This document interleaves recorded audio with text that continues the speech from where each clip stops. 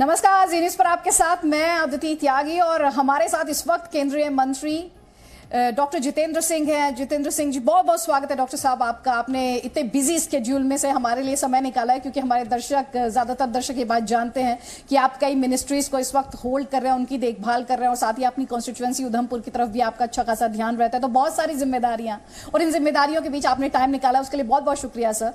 और बिना वक्त गवाए सर, मैं पहले सवाल पर आ रही हूँ। एक तरफ हम देख रहे हैं कि कोरोना संक्रमण के जो मामले हैं वो बढ़ रहे हैं, वो एक चुनौती है सर, लेकिन दूसरी तरफ अर्थव्यवस्था के इंजन को रफ्तार देना भी मौजूदा हालात में बहुत जरूरी है। और हमने देखा है कि मोदी सरकार ने दोनों ही दिशाओं में कदम उठाए हैं। आपसे मैं समझना चाह रही हूं, जी न्यूज़ के करोड़ों दर्शक इस वक्त ये समझना चाह रहे हैं कि मोदी सरकार की आगे की स्ट्रैटेजी क्या है, रणनीति क्या है सर?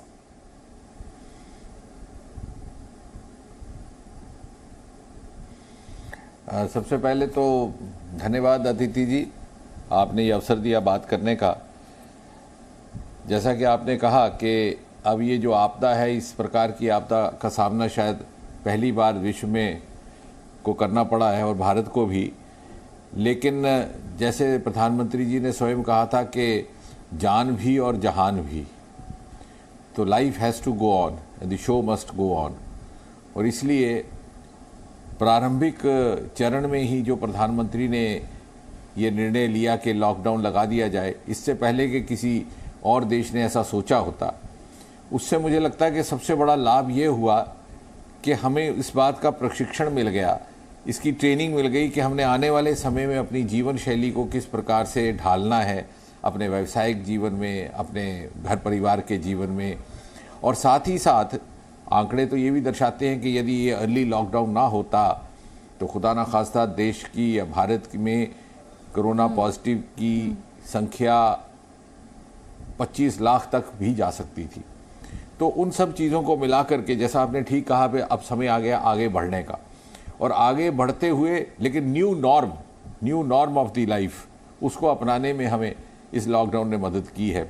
और जो 20 लाख करोड़ का पैकेज प्रधानमंत्री जी ने दिया है, जिसमें विशेषकर से ध्यान उन वर्गों का किया गया जो आने वाले समय में देश की आर्थिक स्थिति के लिए एक महत्वपूर्ण योगदान निभा सकते हैं, विश्व परिप्रेक्ष्य में भी। उदाहरण के तौर पर हेल्थ सेक्टर, और बड़ा इमेजिनेटिव, बड़े इनोवेटिव ढंग से, बड़े काल्पनिक ढंग से कुछ एक बिंदुओं को उसमें शामिल किया गया। उदाहरण के तौर पे हेल्थ सेक्टर की जैसे मैं बात कर रहा हूँ, तो हर ब्लॉक में एक इन्फेक्शियस डिजीज़ हॉस्पिटल हो। MSME की बात की तो 40,000 करोड़ उसमें रख दिया गया। इसके अतिरिक्त जो प्रति परिवार, प्रति व्यक्ति को 5 किलो राशन और 1 किलो दाल की एक जो योजना बनाई गई थी इस पैकेज की घोषणा से पहले ही, और उसके अतिरिक्त 1 टाइम 2000 डिपॉजिट, वो सब भी जब शामिल हो जाए तो ना केवल उसका आर्थिक सशक्तिकरण होता है, बल्कि आम नागरिक का भरोसा भी बढ़ता है कि ऐसी सरकार है जो हमारी चिंता कर रही है। अब इसका एक दूसरा पहलू ये है कि जो दूर दराज के हमारे क्षेत्र हैं, उदाहरण के तौर पर पूर्वोत्तर, क्योंकि वो भी मैं देखता हूँ, तो प्रधानमंत्री का निर्देश था कि इन क्षेत्रों को प्राथमिकता के साथ एयर कार्गो सप्लाईज की सुविधा दी जाए। पूर्वोत्तर हुआ, लद्दाख हुआ, आइलैंड टेरिटरीज हुई, और सच पूछिए तो 30 मार्च को ही पहली एयर कार्गो सप्लाई वहाँ चली गई। उससे लोगों में एक आत्मविश्वास और कॉन्फिडेंस बना, क्योंकि ऐसा लगता था कि भौगोलिक वहाँ की ऐसी परिस्थितियाँ हैं कि आगे चल करके उनको शॉर्टेज हो जाएगा, सप्लाईज में अभाव होगा।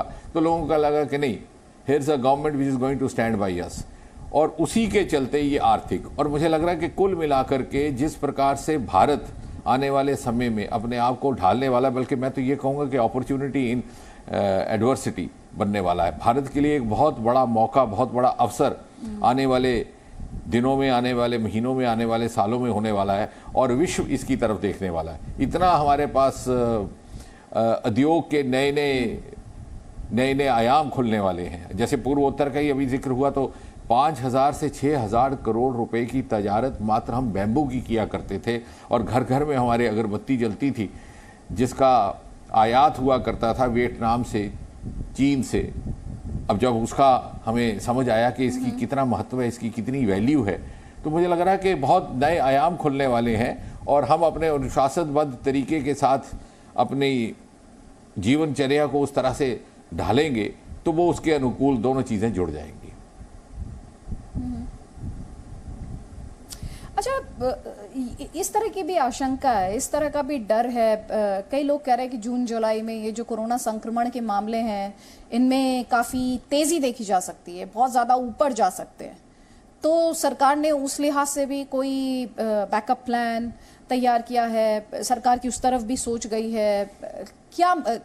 किस तरह की थिंकिंग या मैं कहूँ स्ट्रैटेजी के लिहाज से आपसे समझना चाहूँ कि उस तरह के हालात अगर आते हैं, क्योंकि एक बहुत इंपॉर्टेंट पॉइंट आपने उठाया था जब आपने कहा हिंदुस्तान अर्ली लॉकडाउन में गया। हिंदुस्तान अर्ली लॉकडाउन में गया और हमें फायदा भी हुआ, लेकिन अब हम ये देख रहे हैं कि भाई इकोनॉमी के इंजन को भी चालू रखना है और हमें ये संक्रमण भी टैकल करना है। तो अगर उस तरह के हालात होते हैं, जैसे कि कई एक्सपर्ट्स आशंका जता रहे हैं, उस स्थिति में आपका प्लान क्या है?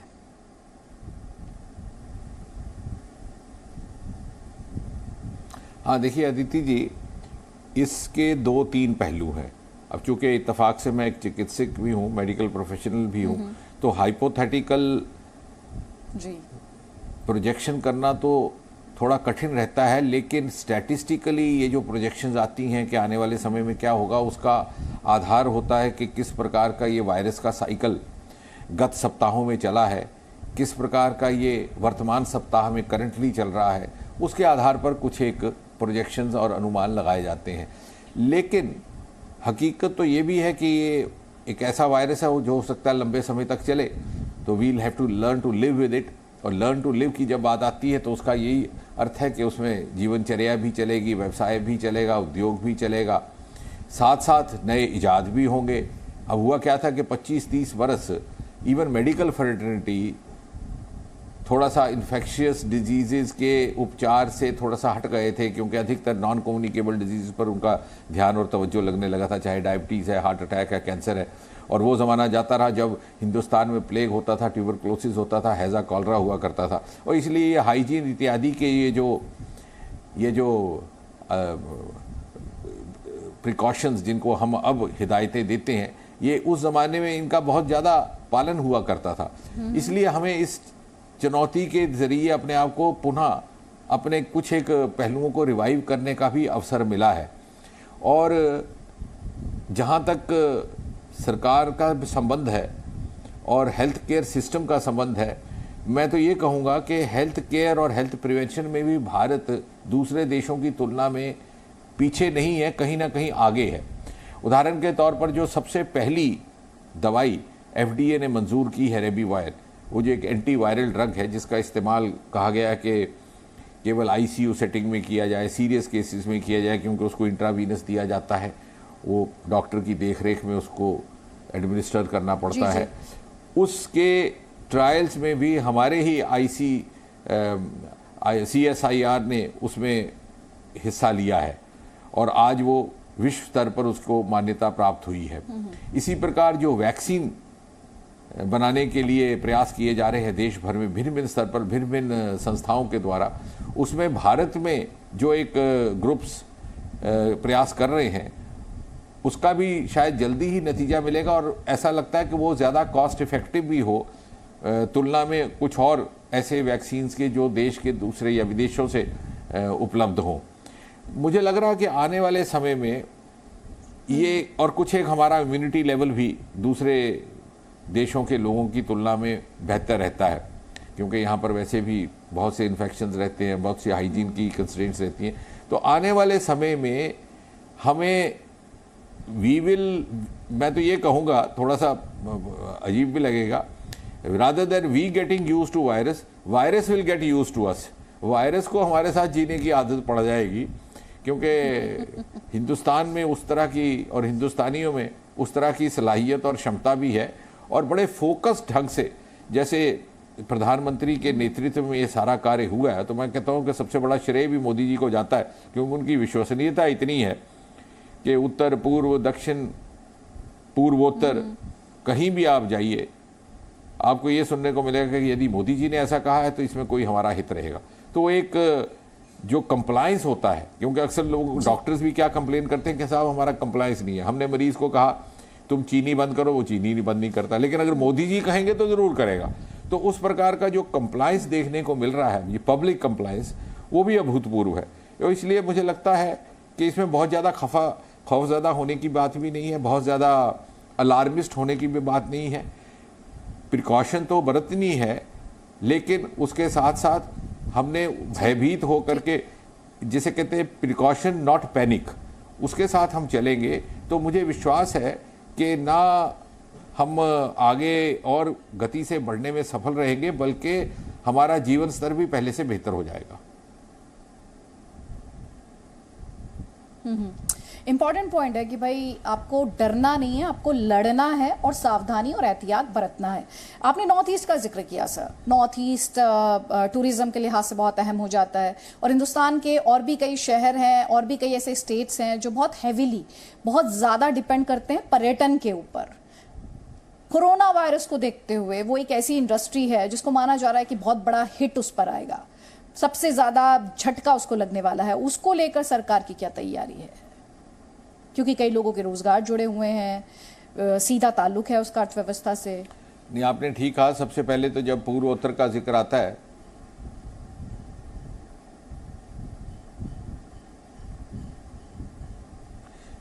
आपने ठीक कहा। सबसे पहले तो मैं ये कहूँगा कि जब पूर्वोत्तर का जिक्र आता है तो पहली बात मन में ये आती है कि बाकी क्षेत्रों की तुलना में और बाकी प्रदेशों की तुलना में पूर्वोत्तर has fared better as far as, जिसे हम कहते हैं फाइट अगेंस्ट कोरोना। तो ये कोरोना के खिलाफ जो जंग थी उसमें पूर्वोत्तर का रिकॉर्ड बाकी क्षेत्रों की तुलना में किसी हद तक बेहतर रहा। आज भी हालांकि जब ये मूवमेंट शुरू हुई है, बाहर से लोग वापस आने शुरू हुए, तो कुछ एक केसेस में बढ़ोतरी हुई है, पॉजिटिव केसेस में बढ़ोतरी हुई है, लेकिन उसके बावजूद भी कल शाम तक का भी आंकड़ा पॉजिटिविटी का 414 ही था। और हमारे 5 प्रदेश ऐसे हैं जो कोरोना फ्री हैं और 2 प्रदेश तो ऐसे हैं जहां एक भी कोरोना केस कभी आया ही नहीं, सिक्किम और नागालैंड। और इसका श्रेय भी एक तो केंद्र सरकार को जाता है, प्रधानमंत्री मोदी को जाता है। आरंभ में ही वहां पर एयर कार्गो की सप्लाईज सुनिश्चित कर दी गई, अर्ली सीलिंग ऑफ बॉर्डर्स हो गया, जो विदेशों के साथ हमारा सीमा लगती है, बांग्लादेश के साथ, भूटान के साथ, म्यांमार। और सबसे बड़ी बात, क्योंकि एक आपने जैसे टूरिज्म की बात की, उस पर जब मैं आऊँगा तो उससे पहले ये कहूँ कि सबसे बड़ी बात यह है कि वहाँ के लोगों की जागरूकता, उनका अनुशासनबद्ध जीवन व्यतीत करने की एक परंपरा। और जैसे कुछ एक प्रदेशों से हमें ये सूचना आती थी कि साहब फेस मास्क का अभाव हो गया, फेस कवर्स का अभाव हो गया, तो यहाँ पर हमारी इतनी रिच परंपरा है वुमेन सेल्फ हेल्प ग्रुप्स की कि उन्होंने स्वयं ही इतने ढंग के किस्म के फेस मास्क बनाने शुरू कर दिए कि आप पोशाक के हर रंग के साथ अलग फेस मास्क पहन सकते हैं। इतने फैंसी फेस मास्क हैं। तो कहने का तात्पर्य कि लोगों को इतना ज़्यादा उनमें सहयोग रहा। और गांव में भी लोगों ने अपने अपने गांव में स्वयं हट्स बनाए क्वारंटाइन के लिए। ये जो गोले बना करके सोशल डिस्टेंसिंग का एक चलन शुरू हुआ है मार्केट प्लेस में, ये भी अधिकतर पूर्वोत्तर और मेघालय जैसे क्षेत्रों से हुआ। और इसलिए जहां तक टूरिज्म का संबंध है, हालांकि इस समय लगता है कि बहुत एप्रीहेंशन लगती है, लेकिन मैं दावे के साथ कह सकता हूं और 6 महीने के बाद एक बार फिर से आपसे बैठ करके बात करूंगा कि टूरिज्म के लिहाज से पूर्वोत्तर को बहुत बड़ा लाभ मिलने वाला है। कारण ये कि विश्व भर से लोग, यूरोप से भी लोग अब धीरे धीरे पूर्वोत्तर की तरफ अपनी नजर करेंगे, सिक्किम की तरफ, गैंगटॉक की तरफ, शिलोंग की तरफ, क्योंकि ना केवल वो सीनिक स्टेशंस हैं जो अभी तक अनएक्सप्लोर्ड रहे, बल्कि वो ऐसे भी स्टेशंस हैं जो अपने आप को कोरोना फ्री कह सकते हैं। और इसलिए जब विश्व के जो बाकी हॉलीडे रिजॉर्ट्स हैं या टूरिस्ट रिजॉर्ट्स हैं जहां पर के लोगों को जाने में थोड़ी सी आशंका रहेगी, एप्रीहेंशन रहेगी, एंटीसिपेशन रहेगी, ऐसे अवसर पर पूर्वोत्तर सामने आकर के उभरने वाला है। मैं तो पहले से कहता था कि व्यवसाय के तौर पर भी पूर्वोत्तर is going to be a favourite destination for young startups and young entrepreneurs, क्योंकि अनएक्सप्लोर्ड पोटेंशियल्स हैं वहां पर, ट्रेड के, बिजनेस के, बैम्बू के। और इसी तरह से टूरिज्म के लिहाज से भी पूर्वोत्तर को काफी बढ़ावा मिलेगा। और यूरोप का टूरिस्ट भी अब धीरे धीरे उस तरफ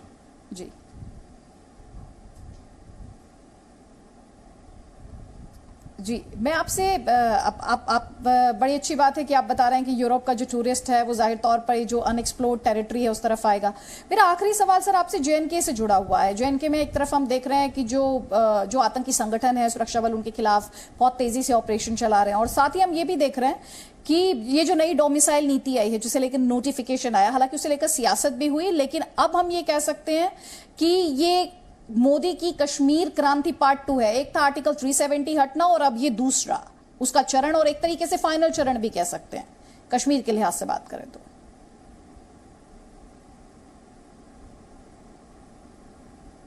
नहीं अदिति जी, आपने मेरे मन की बात, मेरे मुंह की बात छीन ली।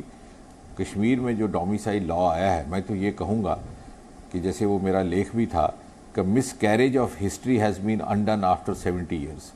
एक बहुत बड़ी विडंबना थी और एनेमली थी जो उस समय संविधान के साथ भी हुई और भारतीय प्रजातंत्र के साथ भी हुई।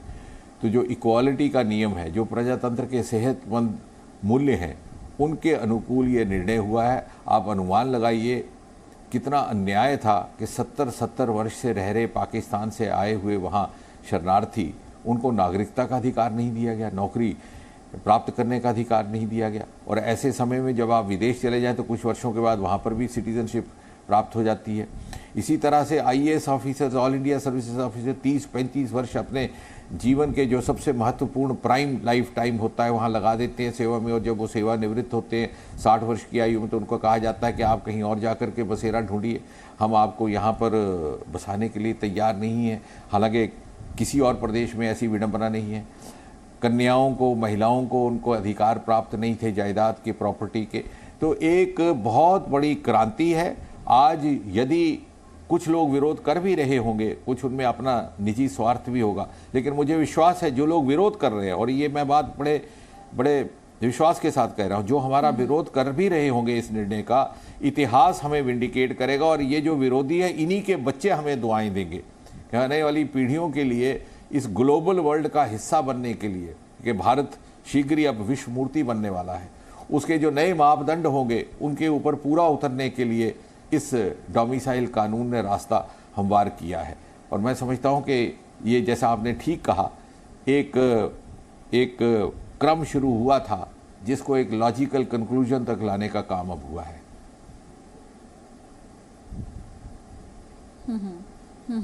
आप लॉजिकल कंक्लूजन की बात कर रहे हैं, बहुत अहम हो जाता है, खासतौर पर जिस तरह से हम देख रहे हैं जम्मू कश्मीर में अब ऑपरेशंस में तेजी देख रहे हैं, और साथ ही देख रहे हैं कि अब विकास की तरफ बढ़ाने की, उसे विकास की पटरी पर ले जाने की पूरी कोशिश मोदी सरकार द्वारा की जा रही है। मैं आपसे पिछले 6 सालों के बारे में, मोदी सरकार के जो पिछले 6 साल रहे हैं, माइनसेस, प्लसेस, अचीवमेंट्स और क्या हो सकता था, उस पर अगर आप संक्षेप में बता पाए हमारे दर्शकों को।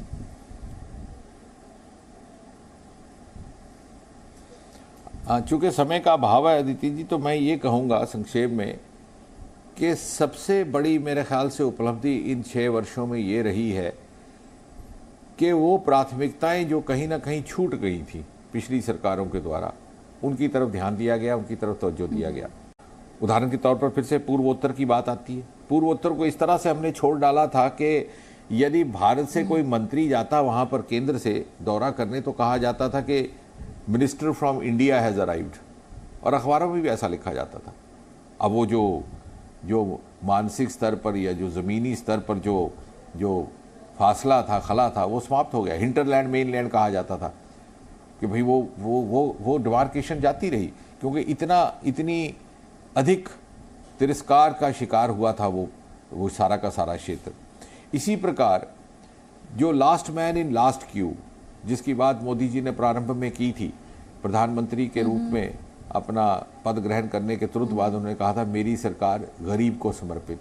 मैं नहीं कह सकता उस समय कितना गंभीरता से लिया गया था, क्योंकि उस समय 2014 में आपको याद है एक बड़ा सिनिसिज्म का आलम था पूरे देश में। लोगों को लगता था कि साहब ये नेता आते हैं, बात करते हैं, सियासतदान आते हैं, जाते हैं, और फिर नेता भी भूल जाते हैं क्या कहा, और जनता भी भूल जाती है कि साहब ये तो कहने को कहा था। लेकिन we have lived the talk, चाहे वो जनधन योजना थी, चाहे वो, अगर मैं उदाहरण देने लगूं तो पूरा का पूरा दिन निकल जाएगा, लेकिन मैं केवल इतनी बात आपसे कहूं कि जब 3 महीने गुजरे थे अभी हमारी सरकार बने हुए 2014 में, तो एक मोदी जी ने नियम लाया कि मिनिमम पेंशन 1000 होनी चाहिए, और हम सब मंत्रियों की ये ड्यूटी लगाई गई थी जगह जगह जाकर के उस योजना की लॉन्चिंग करना।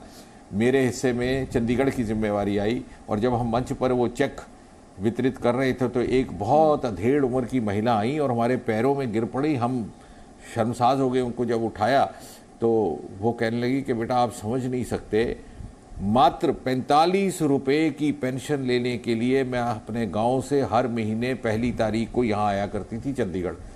क्योंकि उनके पति का स्वर्गवास हो गया था तो उनको फैमिली पेंशन मिलती थी। तो कहने लगे आप वापस जाओगे तो मोदी जी से कहना कि अगर वो पहले आए होते तो मेरे जीवन की कथा कुछ अलग होती। ये बातें जो हैं ये पहले नहीं हुई, क्योंकि एक ऐसी सरकार थी जो ज़मीन से उपजी थी। इसके अतिरिक्त एक बात और बड़ी महत्वपूर्ण मोदी जी ने कही थी जो अक्सर हमारे ध्यान से निकल जाती है। उन्होंने कहा था कि हर सरकार इस बात को लेकर के श्रेय लेती है और गर्व महसूस करती है कि हमने ये कानून लाया, ये विधान लाया। हमारी सरकार एक ऐसी सरकार होगी जो इस बात के लिए गर्व करे कि हमने इतने कानून हटा दिए जो निरर्थक थे, जो लोगों की ज़िंदगी के लिए बोझ बन चुके थे, और लगभग 1500 ऐसे कानून हटाए। सरकार बनने के 2014 में के डीओपीटी विभाग में मैं देखता हूँ सबसे पहला जो कानून हटाया गया वो था कि गैजेटेड अफसर से अपने दस्तावेज अटेस्ट करवाना। और जहाँ से मैं आता हूँ वहाँ पर भी जब 9वीं 10वीं कक्षा में पहुँचते थे तो गैजेटेड अफसर से दस्तखत करवाने तो समझ नहीं आता था गैजेटेड अफसर कैसा होता है। तो 3 आंखें होती होंगी, 2 नाक होते होंगे, क्योंकि उस तरह के प्रपेक्ष में गैजेटेड अफसर कोई बहुत अलग प्राणी समझा जाता था। कितना बोझ था, उसको हटा दिया। सेल्फ अटेस्टेशन का रूल आया और एक संदेश दिया कि ये ऐसी सरकार है जिसमें इतनी क्षमता है कि अपने नौजवानों पर विश्वास करके a government which has the capacity to trust the youth of this country.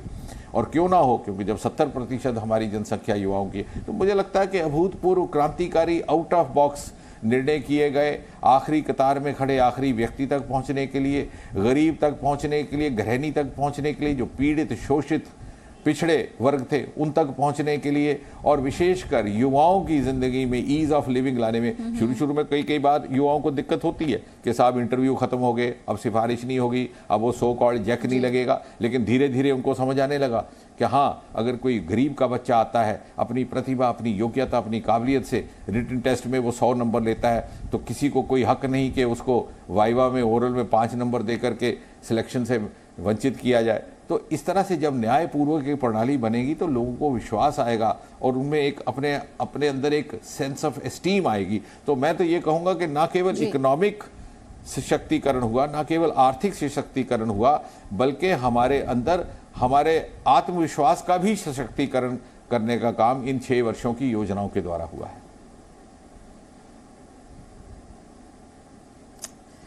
आप आत्मविश्वास के सशक्तिकरण की बात करें, प्रधानमंत्री मोदी ने अपने संबोधन में आत्मनिर्भर भारत की बात की थी और आप थोड़ी देर पहले कह रहे थे कि पूरा दिन निकल जाएगा, अचीवमेंट्स बताने की बात आएगी। तो उम्मीद करते हैं आप एक दिन बिताएंगे जी न्यूज़ के साथ, अचीवमेंट्स के बारे में भी बात करेंगे, चैलेंजेस के बारे में भी बात करेंगे। वो अपने आप में एक अलग तरीके का अनुभव होगा हमारे दर्शकों के लिए भी। बहुत बहुत शुक्रिया, आपने अपने इतने व्यस्त कार्यक्रम से हमें ये टाइम दिया है। हमारे जो करोड़ों दर्शक हैं उन्हें मोदी सरकार की जो नीतियां हैं, आपकी सोच क्या है, उसके पीछे गोल क्या है और कैसे आम नागरिक को जोड़ने की कोशिश है और कैसे आम नागरिक को इन सुविधाओं का, इन योजनाओं का फायदा उठाना है। डॉक्टर जितेंद्र सिंह, केंद्रीय मंत्री, बहुत बहुत शुक्रिया सर आपका। No signal, no worry. Presenting Z News app with live TV, latest updates and expert opinion. Available on Google Play and App Store. Download it now.